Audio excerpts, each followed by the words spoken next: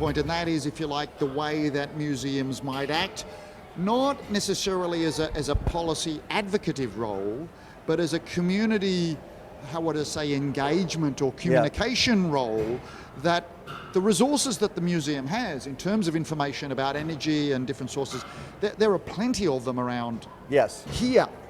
And so the sorts of things that you talked about having, in some sense, displays and maybe exhibitors coming in is one way, but there's another way, which is to actually have almost like fora, discussion fora or panels or things like that, where you have guest speakers or groups like that allow the community to not just passively walk through, but actually be involved in discussions about, futures or alternative futures, and what that may mean, allows the community to get a range of information and to discuss their own choices, not by the museum advocating a role, but the community thinking about what choices they can make and what directions that may lead them to. Well, certainly I think that the concept, I would say that whether it be in person or even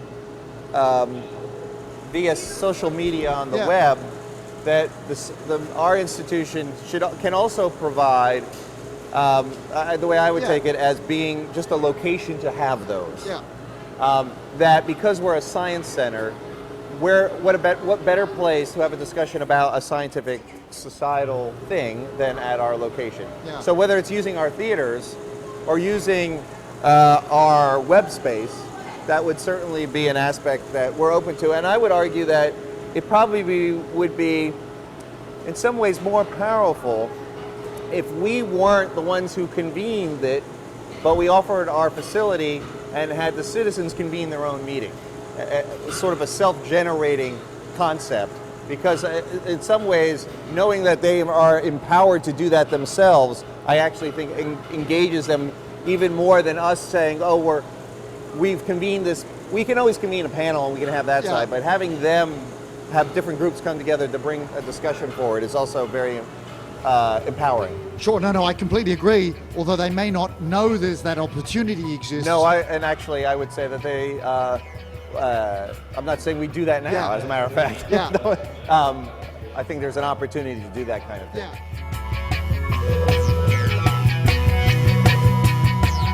That's an interesting question. Does the museum, or will the museum, engage in economic discussions? We have to be very careful because we have to be neutral politically. That's one of our mandates. We can only put forward where we have areas of expertise within the museum. We have scientists that deal with the natural world, but we don't have economists. So we're unlikely to put forward anything that is not backed up by authoritative expert research. But so is there, and again, within the Museum of Victoria, there doesn't appear to be a role for, or if you like, a perspective on economic development. I mean, yes, there is in terms of recognition, as you said, there's the display on the evolution of Melbourne, but on this interaction between economic development, social development, and environmental development, if you like, triple bottom line, how that perspective has changed is an aspect where, if you like, economic theory has changed dramatically. Well, we certainly have historians, and that would come under the banner of history, and how we tell a historical story, whether it be about economics or about the cities or about the environment. Now, every object we have in the museum, whether it be from the natural history collection or from the indigenous collection or from the history collection, can be interpreted from a number of perspectives. It's got its intrinsic value as being an object, a fossil or a rock or something. It also might have a narrative, a historical narrative that was found by a Prime Minister and given to the museum. So we can use objects to tell many stories, and I think there will be an opportunity to tell stories like the economic story, but it's got to be tagged to special objects that have a relevance, have a place for that story. The difficulty with that, and again, maybe it doesn't fit as well here, but there are some aspects, if you like, where technology or Western, if you like, civilization has been built around using a resource to drive the economy. Whereas the indigenous community, and certainly the indigenous view of landscape, is that you don't use it to exploit it. You use it so that it can be used again and again. Now that's quite a different perspective. Absolutely. And so, you know, there are lots and lots of different views as to which one is better or worse, and again, it depends on your background and your value systems and all that. But that different perspective is something that could be, I would have thought, reflected within this, you know, if you like, museum culture. Yeah, I'm sure it is. I mean, right behind us. Behind us, we've got a wall saying innovation, success and innovation, achieving for Australia. It's a well-recognised message of how success is achieved, faith in innovation, technology, and so on. Well, this is a very interesting issue. We have this museum, when it was established, was certainly established with a view, and this was in the late 1900s, with a view to encouraging the establishment of an economy that of industries that would lift the general level of wealth for people within the community. That's true. And there's an expectation that the museum would do the same thing today, still do that today. And all the rhetoric out of Canberra and out of the States, be it new innovation or creative industries, is all about driving the economy, having a growth economy. And we're told that this is a new idea, that innovation sits at the heart of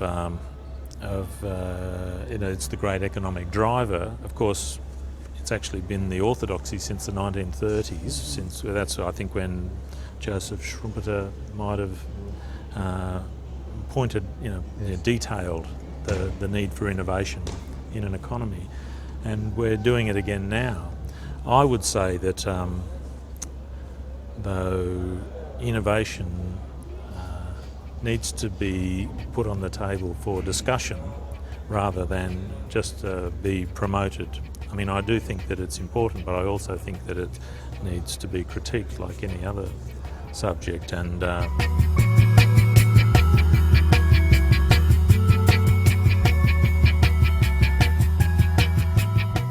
the question of us actually becoming a political action force about certain aspects of energy, I think, are a little more touchy in terms of what we're able to do. And I certainly, to be in all honesty, as much as science has become much more of a political aspect and not just an independent aspect of just science stands there as the statue that is the truth, and is that it becomes a question of, most institutions in the United States are dependent on funding that has political ties, whether it's overt or underneath the surface. And so we have to make sure we understand those relationships before we get into any major political stance one way or the other. But certainly we're not going to be in a position, and we would, whether it be evolution or climate change, where we're going to be arguing against the fact that there are certain scientific evidence points to certain things happening right now, and that's the facts, and we're going to display those facts, and our sponsors of that certain needs understand that we're going to say those facts and understand that's part of the process. And I mean, in fact, many of the energy companies, including ExxonMobil, have now got public positions that climate change is happening, that it's primarily due to burning fossil fuels, but recognise that fossil fuel use is an ongoing part of society in a transition to a lower energy use society. We're not going to suggest we'll suggest the range of activities you can take. I don't think we would choose a specific organizational group and sponsor only that group, if that makes some sense. I was just reflecting on the tendency for lift your game type things. Travel less, buy a cheaper car or whatever, as against the whole governmental structures taking this on board and what you can do about it.